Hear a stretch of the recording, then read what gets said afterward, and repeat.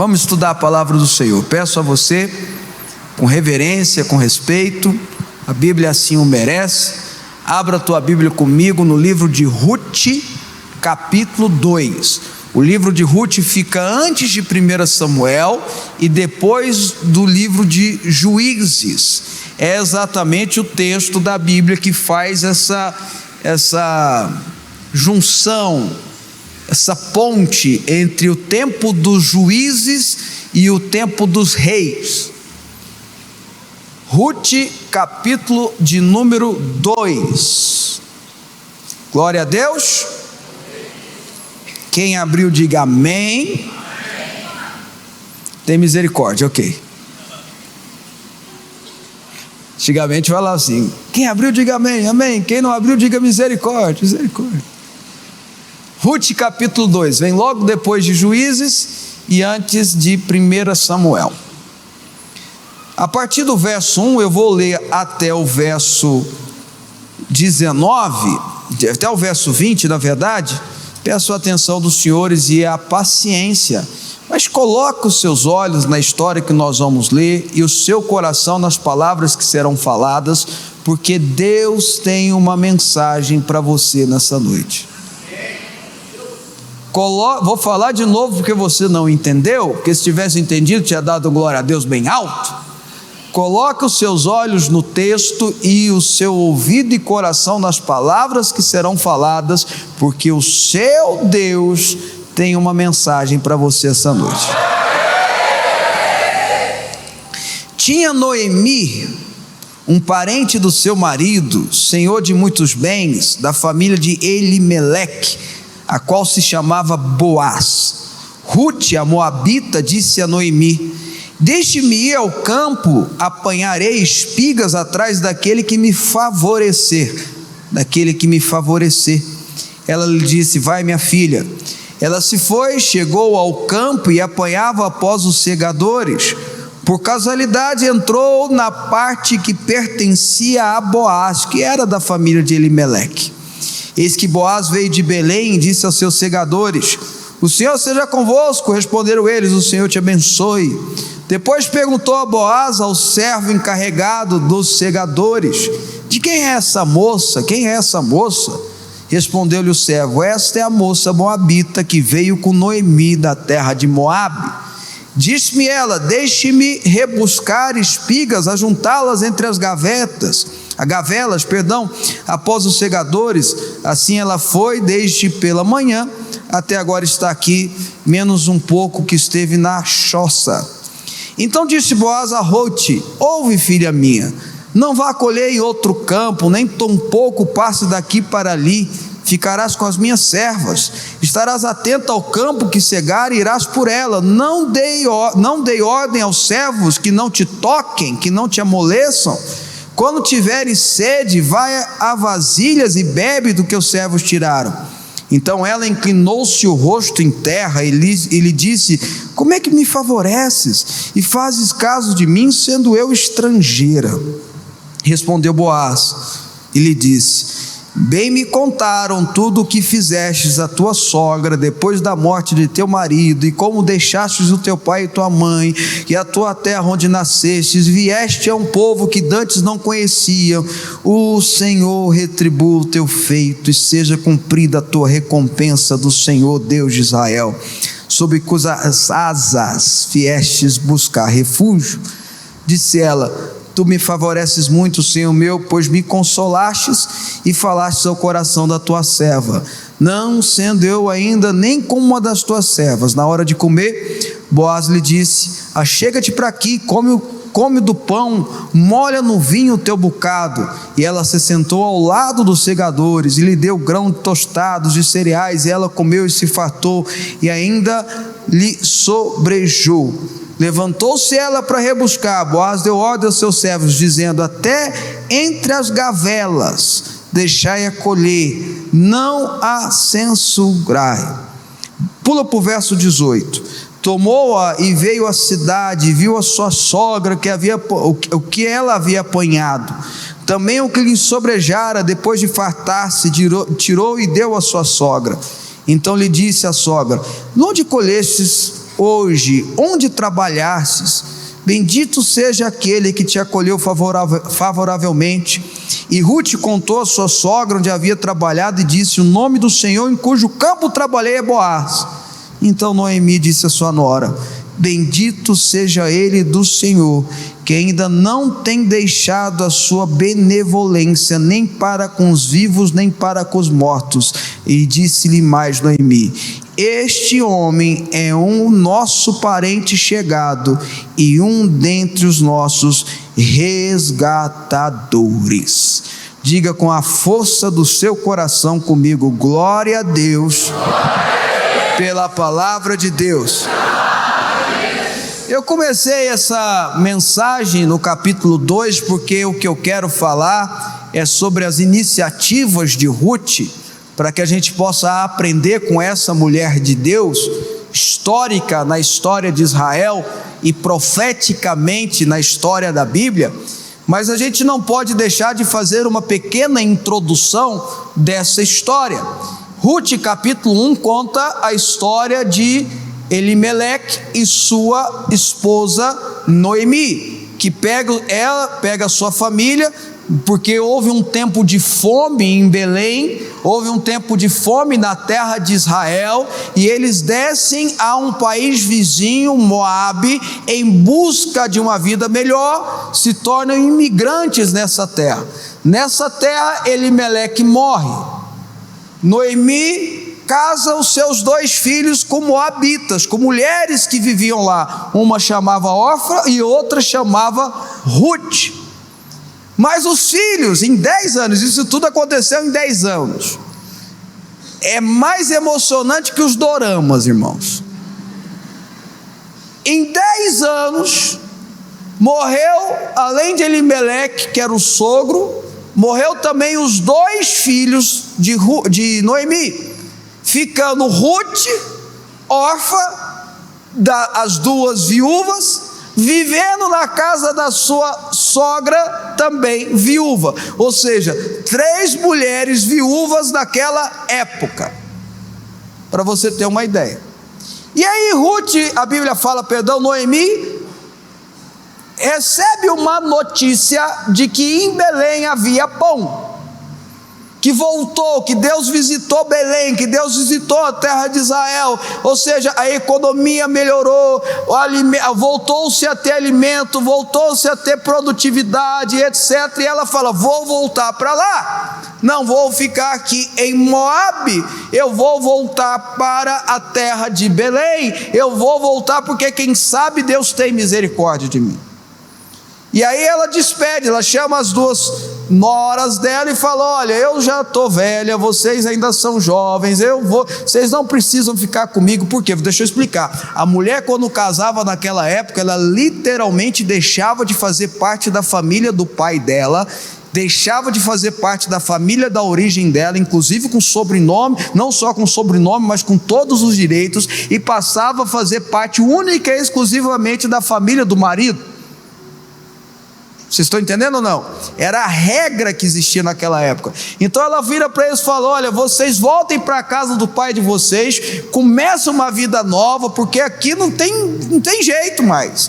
Eu já sou velho, e mesmo que eu venha casar, e mesmo que eu venha ter filhos, vocês vão ter que esperar eles crescerem, poxa vida, aí acabou a vida de vocês, não faça isso.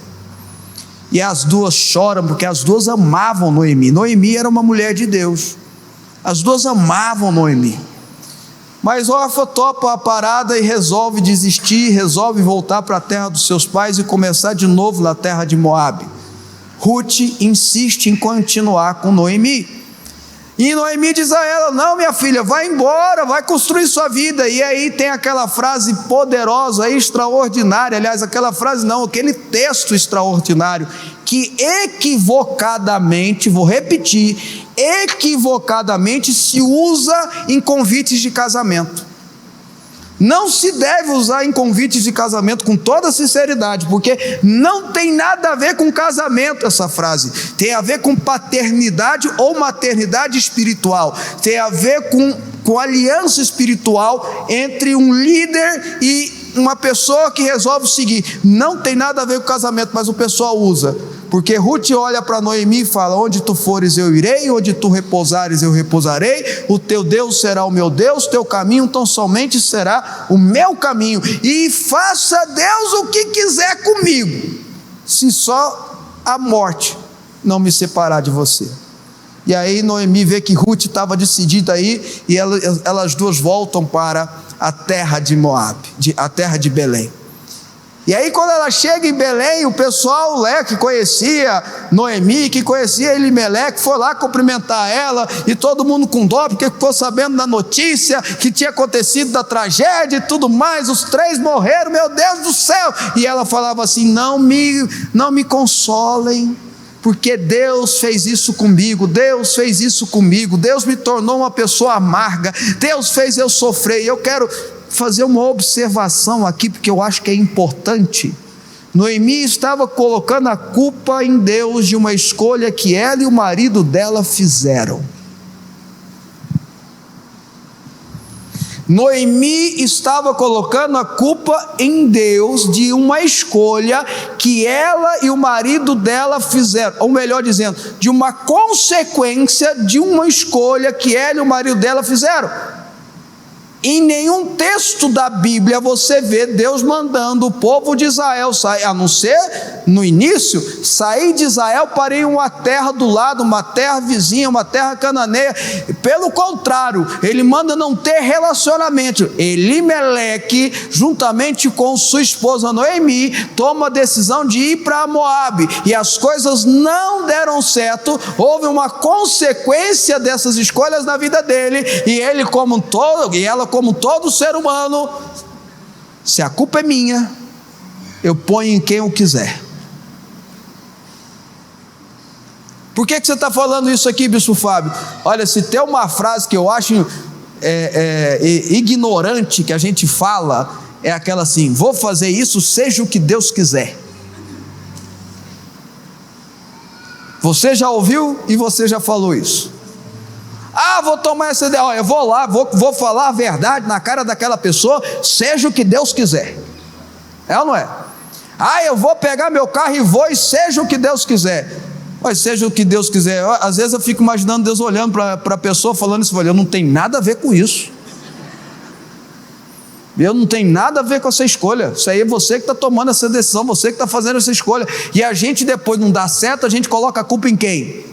Deus não me abençoou, Deus não me ouviu, Deus não me respondeu, Deus não me trouxe a graça, Deus não me fez isso, aquilo, outro. E aí Deus talvez olha para a gente e fala: mas tu nem me perguntou. Mas não é sobre isso que eu quero pregar. Mas eu acho interessante a gente ter essa informação. Eu quero falar dessa mulher chamada Ruth, dessa mulher de Deus que acompanha Noemi, que honra a casa de Noemi, que honra aquela mulher chamada Noemi, e ela é uma pessoa que atrai sobre ela um resgatador, uma figura de resgatador. A figura de resgatador, ela tem um significado histórico, ela tem um significado para o povo de Israel. É exatamente aquela pessoa que se tornou abandonada, desprezada, ela recebe de um parente próximo o resgate, e ali ela pode constituir família e etc. Mas há um significado espiritual do resgatador. O nosso resgatador tem nome, o nosso resgatador vem dessa linhagem, o nosso resgatador é favorável através da sua graça. O nosso resgatador nos pega preso na miséria, nos pega preso na morte, condenado à morte, nos pega preso na tragédia, nos pega preso nas consequências dos nossos próprios atos, e nos resgata, nos tira do reino das trevas e nos resgata, nos transportando para o seu reino da luz. O seu, o meu, o nosso resgatador tem nome: Jesus Cristo. Jesus Cristo. Então você tendo toda essa história na sua mente, deixa eu dar algumas características de Ruth que o texto da Bíblia nos mostra, que nós lemos, que eu acho que é importante para que a gente possa ter acesso e alcançar esse resgatador, para que a gente possa chamar a atenção desse resgatador. A Bíblia diz no verso 2 que Ruth era uma pessoa que tomava iniciativa. Vamos lá, Noemi chegou lá, e depois você pode ver o finalzinho do capítulo 1, ela estava toda assim: eu fui abandonada, Deus me largou, eu sou uma pessoa terrível, meu Deus do céu, Deus, céus, vida, estava desse jeito, chorando, sofrendo, devido, é lógico, eu não estou, em hipótese alguma, dizendo que ela não tinha motivo para sofrer, muito pelo contrário, ela perdeu o marido e passou pela dor mais terrível que existe, perdeu seus filhos. Então, de fato, ela era uma mulher sofrida e digna de misericórdia. Quem concorda comigo? Ela era uma mulher sofrida e digna de misericórdia e digna de dor. Mas ela parece que não tomava iniciativa, porque o sofrimento estava cada vez mais vitimizando ela, e ela estava escrava dessa própria vitimização. Às vezes eu encontro com alguém que passa uma tragédia na vida, às vezes eu encontro com alguém, isso é uma função do pastor, não tem jeito, você vai num funeral, a pessoa perdeu um ente querido, perdeu um marido, perdeu não sei o que, e está muito ruim, está muito sofrido. Depois de um tempo eu chego nela e falo assim: ela está deprimida, ela está ruim, eu pergunto para ela: você tem quantos anos? Ela me responde: eu tenho 50 anos. Eu falo: então você tem mais 30, 40 anos de vida, no mínimo. Você precisa reagir. Não tem jeito de você continuar desse jeito. Você precisa tomar uma reação, que seja uma reação devagar, que seja uma reação renovando na força do Senhor, andando devagar, como diz lá o texto de Isaías. Mas você precisa reagir. Ele foi diagnosticado com a doença, com a enfermidade. Sim, você tem todo o direito de chorar 1 mês, 2 meses, não tem problema, mas uma hora ou outra você precisa reagir. Parecia que Noemi não estava querendo reagir. Ruth toma a iniciativa: Noemi, minha sogra, deixa eu ir atrás dos segadores, deixa eu ir atrás daqueles que estão colhendo cereais, colhendo alguma coisa, deixa eu ficar atrás, porque a lei, preste atenção, irmãos, a lei de Moisés, e isso é importante no nosso estudo, diz que a viúva e o órfão tem o direito de seguir aqueles que são segadores, aqueles que estão colhendo, e pegar, está na lei de Moisés, está na Bíblia isso, e pegar o que caiu no chão. Então está colhendo espiga de milho, caiu uma espiga de milho, a viúva tem o direito de pegar para levar. Isso está na lei, está na Bíblia que eles liam naquela época, é a lei que regia Israel naquela época. Então ela toma a iniciativa. Preste atenção no que eu estou querendo dizer para você, em nome de Jesus. É 2 coisas aqui. Primeiro, escuta, por favor, eu e você precisamos tomar iniciativas para sairmos da situação que nós nos encontramos, se a situação não é boa. Eu e você precisamos reagir, nós não podemos nos entregar, nós temos que tomar aquelas iniciativas naturais. Sim, o seu Deus é poderoso para tomar todas as iniciativas sobrenaturais, mas as iniciativas naturais são nossas obrigações. Eu tenho que ir no médico, eu tenho que fazer tratamento que o médico mandou eu fazer. Vocês estão entendendo o que eu estou falando ou não?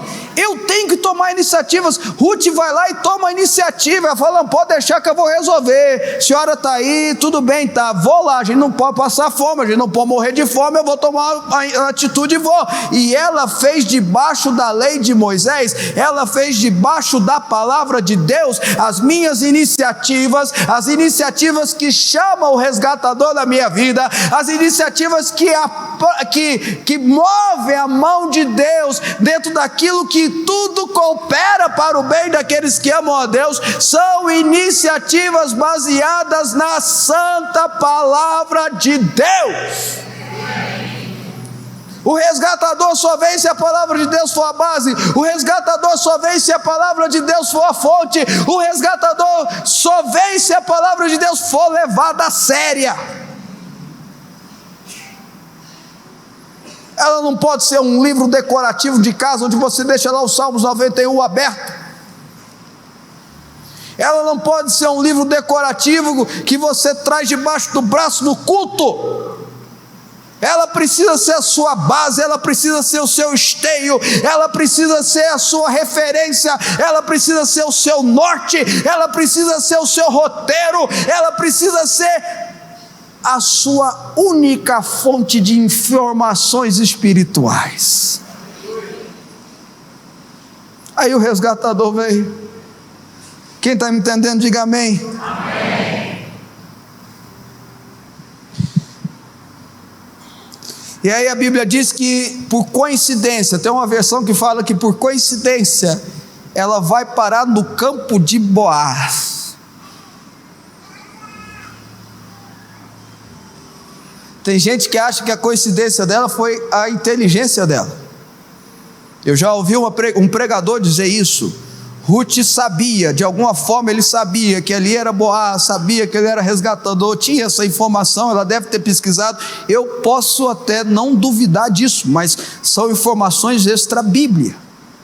Na Bíblia diz que coincidentemente ela vai parar na plantação de Boaz.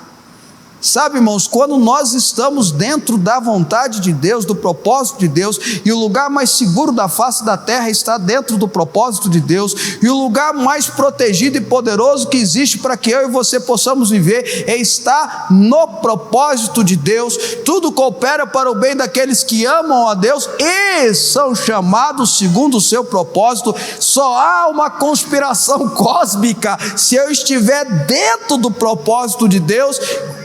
As coincidências acontecem. Que a gente brinca, não é coincidência, é Jesuscidência.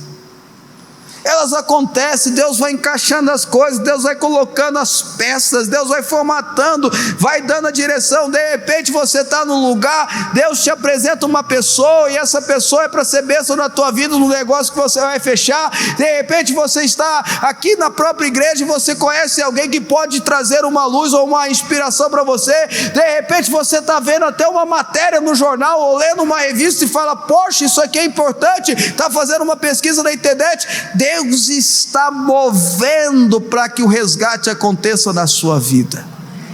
É igual ir à igreja, alguém te convidou, alguém chegou em você quando você estava num momento difícil, alguém chegou em você quando você estava triste, alguém chegou em você quando havia um vazio no seu coração e disse: olha, vamos na igreja porque lá tem resposta. Ou você viu no programa de televisão, ou você viu uma pregação na TV e aquela pregação parecia que saltava e chegava dentro do seu ouvido, do seu coração. Ou você ouviu uma propaganda.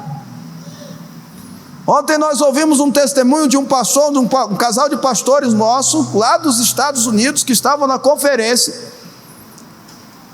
e ele hoje é vice-presidente de um banco, é um negócio assim, brasileiro, mas está, e a filha dele está terminando de fazer da MIT, agora está em Yale, e ele estava contando como que ele veio para a igreja há 15 anos atrás.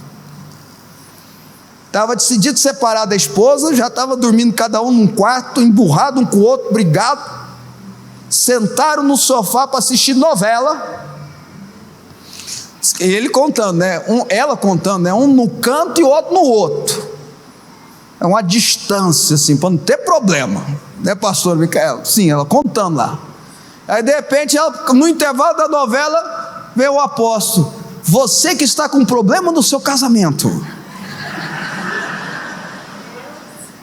Não, ela contou ontem: venha participar da campanha tal, você que está com problema no casamento, você está com essa dificuldade. Só que ela só focou no problema no casamento.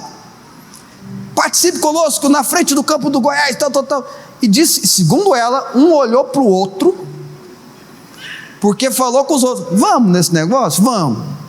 Hoje são pastores da Fonte da Vida, trabalham com casais, encontraram o resgatador. Veja, irmãos, a coincidência de Deus acontece. A bispa contou a questão de Ziclac. Eu sou fã desse texto, eu acho ele extraordinário. Em Ziclac, a Bíblia fala que os amalequitas dão contra Ziclac, leva todo mundo sequestrado. e no meio do caminho deixa um cara lá que estava dando trabalho, estava doente, um egípcio, um escravo egípcio, joga no meio do caminho para morrer e vão embora, porque os amalequitas eram muito maus, desumanos, etc. Davi chega lá com seus 400 soldados, vê o cara jogado no chão, arrebentado, quase morto, todo mundo ferozmente querendo pegar os amalequitas para soltar a esposa, os filhos, etc. Para que eles iam dar tempo para uma pessoa semi-morta? Eu te falo, Jesus, coincidência. Deus fez, eles desprezaram o egípcio. Que isso, bispo? Deus fez, meu irmão, o egípcio foi bem tratado, deram comida para ele, deram remédio, foi uma bênção para o egípcio. Eles iam deixar ele morrer, e ele deu a direção aonde encontrar aqueles que estavam sequestrados. Não despreze os pequenos sinais de Deus, não despreze as pequenas ações de Deus, não despreze a pequena direção que Deus dá. A gente tem costume de fazer isso. A gente quer uma resposta gigantesca de Deus, a gente quer um sobrenatural de Deus, a gente quer ouvir como Elias, que vem um vento que destrói tudo, e Deus está no siso suave, e Deus fala devagar: o que fazes aqui, Elias? Não, eu quero que o muro caia, eu quero que aconteça isso, eu quero que aconteça aquilo, eu quero que venha tempestade, eu quero que venha enfrentamento. E Deus: não, meu filho, eu estou no siso, presta atenção. E olha que o discípulo de Elias, aliás, Elias, entendia esse negócio.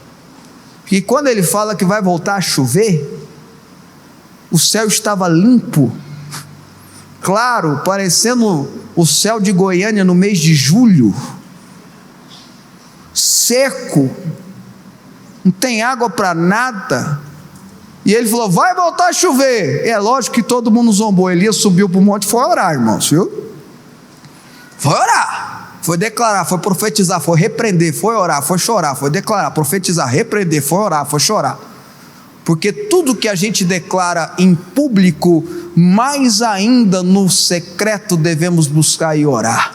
Porque tudo aquilo que nós proclamamos e oramos e profetizamos em público, mais e mais e mais ainda no secreto nós devemos buscar. Você está me ouvindo, irmãos? Você diz assim: Deus vai mudar a minha família. Você tem que ter essa ousadia de dizer na casa da sua família, dizer: Deus vai mudar essa família, Deus vai trazer harmonia para esse lar. Mas não pode ficar apenas nessa palavra. Você tem que ir para o seu quarto e orar, profetizar, declarar, ministrar, chorar diante do Senhor, porque o seu resgatador vai vir. E Elias ia, o servo ia, voltava, não tem nada, Elias, não tem uma chuva, não tem uma gota, não tem uma nuvem. E Elias orava de novo, vai de novo, na 7ª vez: ó Elias, não quero desanimar você não, mas apareceu uma nuvem, eu acho que é do tamanho da palma do homem. Mas o que é isso, Elias? Elias virou: fala para Acabe correr, porque senão a chuva vai detê-lo. Elias, nesse caso, não desprezou o pequeno sinal. Não despreze o pequeno sinal de Deus. Tome posse desse pequeno sinal, use ele como instrumento, como profecia. Veja, irmãos, Deus encaixou tudo para que Ruth estivesse lá em Boaz, e ali Boaz protege ela, dizendo: olha, você vai colher na minha plantação, aqui ninguém vai te incomodar, nenhum rapaz vai ficar mexendo com você, aqui ninguém vai proibir você de fazer alguma coisa. E a Bíblia, depois você pode ler no texto que a gente pulou, ele ainda autoriza ela pegar da colheita, não só caiu no chão, e ele autoriza ela comer com eles, e ele autoriza ela beber com eles, e ele autoriza ela ficar voltando lá todos os dias. Ela se tornou como uma funcionária que era paga pelo que ela colhia. Isso é incrível, isso é maravilhoso. Você não precisa sair dessa colheita, você não precisa sair daqui para ir em outra plantação. Deus já te colocou na fonte da vida para isso. Aqui já tem o favor de Deus na tua vida, aqui já tem plantação para você colher, aqui já tem boa semente para você receber, você não precisa ir em outro, aqui há a proteção do Senhor sobre a sua vida, aqui é a graça e sabedoria de Deus sobre você. Gente, é tão perigoso o crente beija-flor. E o que tem de crente beija-flor não é brincadeira. Vai aqui, suga um pouquinho, depois vai ali, suga um pouquinho, depois vai ali, suga um pouquinho. Enquanto está sugando coisa boa, tudo bem, mas de vez em quando pega uma água suja. De vez em quando pega uma doença espiritual. Você não precisa disso. É impressionante. Eu vou fazer uma brincadeira aqui. Eu sou novinho, mas sou rodado, irmãos. Então, para você ter uma ideia, no final do ano eu vou fazer 25 anos de ordenação pastoral. Oh, glória a Deus. Então eu sou novinho, mas sou rodado. O que eu já vi de igreja na moda apareceu a igreja moda A, aí vai aí, como tudo que é moda, um dia deixa de ser moda. Por exemplo, esse blazer meu é totalmente fora da moda. 3 botões. Hoje não se usa mais blazer de 3 botões, é ou não é? Só de 2, mas eu gosto dele. Eu insisto. Nunca gostei desse negócio de moda mesmo, mas tudo bem. Deixou de ser moda, o que esse crente faz? Qual que é a nova moda? A nova moda é aquela ali. Vamos lá. Depois deixou de ser moda, para onde eu vou? Para a nova moda. Queridos, Boaz está ensinando algo extraordinário. Aqui tem boa semente, aqui tem boa colheita, aqui tem palavra de Deus para você, aqui tem unção para ser derramada sobre a tua vida, aqui tem a graça de Deus sendo ensinada, aqui tem terreno bom, aqui você pode falar como Ruth falou, aqui você pode questionar como Ruth questionava, aqui você pode participar do jeito que você quiser participar, mas entenda que ficar mudando, andando para lá e para cá, não faz bem. Deus falou com alguém aí. E por fim, terminando a mensagem, Ruth pergunta para Boaz por que ele favorecia ela. A resposta de Boaz foi que o coração de Ruth era expresso nas atitudes transformadoras. Ruth chega para Boaz e fala: por que você está me favorecendo? Lembro que uma das características da graça de Deus é ser o favor de Deus. Diga comigo: graça de Deus é o favor de Deus.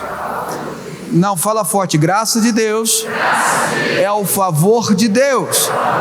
E é o favor de Deus que nós não merecemos. Por que você está me favorecendo? E Boaz responde: porque você foi zelosa com Noemi. Você foi zelosa com Noemi.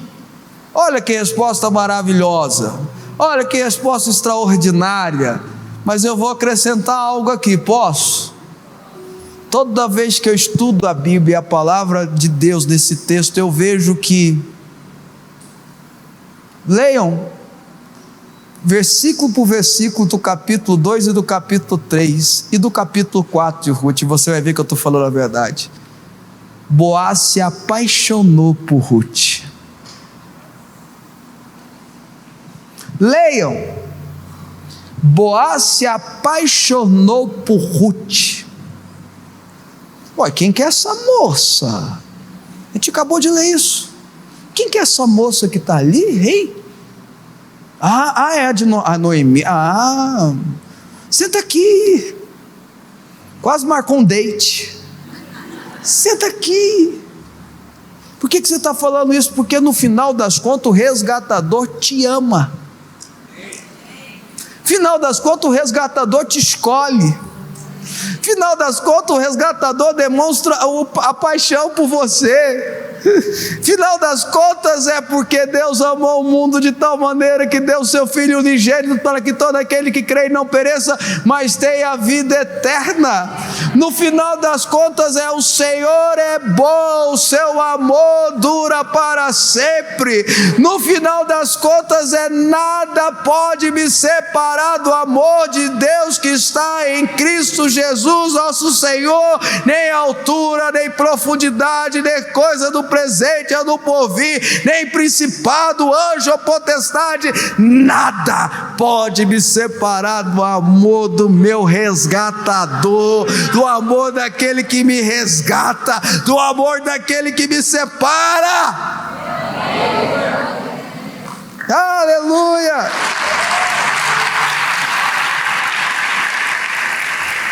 Noemi teve uma função, ela apontou para Ruth e disse: ele é o seu resgatador. João Batista teve uma função, apontou para André e João, dizendo assim: eis o Cordeiro de Deus que tira o pecado do mundo. Todos nós precisamos de pessoas que nos direcionam para o nosso resgatador. Todos nós precisamos de pessoas que já têm relacionamento com o resgatador, para dizer a ele, para dizer a você: olha, esse é o resgatador, vá atrás de Jesus. Jesus é o centro, Jesus é o universo, Jesus é aquele que nós devemos seguir, Jesus é o nosso exemplo, não é homem, Jesus é o nosso exemplo. Mas eles tiveram Noemi, eles tiveram João Batista, eles tiveram tantos homens de Deus. Eu quero terminar falando um pouquinho de Boaz, esse personagem da Bíblia, que só aparece no livro de Ruth e em uma certa genealogia aí. Boaz era filho de um homem chamado Salmão, neto de Nasson. Nasson era o príncipe da tribo de Judá. Salmão, a Bíblia não diz, eu vou fazer uma parábola aqui. Talvez ele foi enviado, porque a Bíblia diz que Josué enviou 2 espias para Jericó, e lá nesses 2 espias resolveram ficar escondidos numa casa de uma mulher chamada Raabe. Talvez, porque a Bíblia não fala o nome desses espias, eu estou confabulando. E eles voltam e dão um relatório, e a Bíblia diz que as muralhas caem. Você conhece a história toda, e Raabe é salva porque ajudou esses 2 espias. Então, estou fazendo uma confabulação, porque a Bíblia diz que Raabe casou com uma pessoa chamada Nasson, e nesse casamento deu-se Boaz. Boaz era filho de Raabe. Boaz era filho de Raabe. Ele teve um filho chamado Obed, que teve um neto chamado Jessé.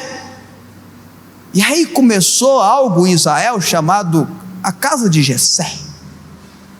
Aí começou algo em Israel e na Bíblia chamado a raiz de Jessé. Jessé teve 7 filhos. O 7º, o caçula mais novo, chamava-se Davi. Boaz e Ruth foram bisavós de Davi.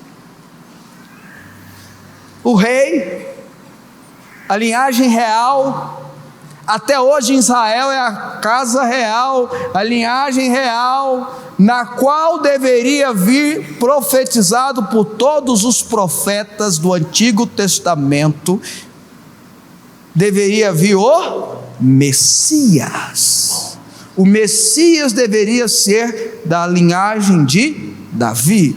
Genealogia vai, genealogia vem, chega até uma moça que se casou com um rapaz, uma moça chamada Maria, que se casou com um rapaz chamado José, ambos dessa linhagem, e eles são escolhidos por Deus para trazer o Filho de Deus da terra. Boaz é uma figura de Jesus. E essa história é incrível, a linhagem de Boaz é incrível, mas toda vez que eu vejo ela, bom, vocês já entenderam o que eu quis dizer sobre Boaz, mas toda vez que eu lembro dessa história, eu lembro da mãe de Boaz, porque a mãe de Boaz era Raabe, e Raabe era inicialmente uma prostituta. A Bíblia é clara ao chamá-la de prostituta cultual, ou seja, uma mulher que vendia o seu corpo para sustentar a sua família, tinha autorização para isso. Só que a Bíblia também fala que aquela mulher que era obrigada a fazer isso, era temente a Deus. Essas coisas da vida. E ao ser resgatada na destruição de Jericó, ela casa com o príncipe de Judá. E não só casa com o príncipe de Judá, como se torna bisavó de reis. Porque todos da linhagem de reis de Judá foram da sua linhagem, que chega até Jesus.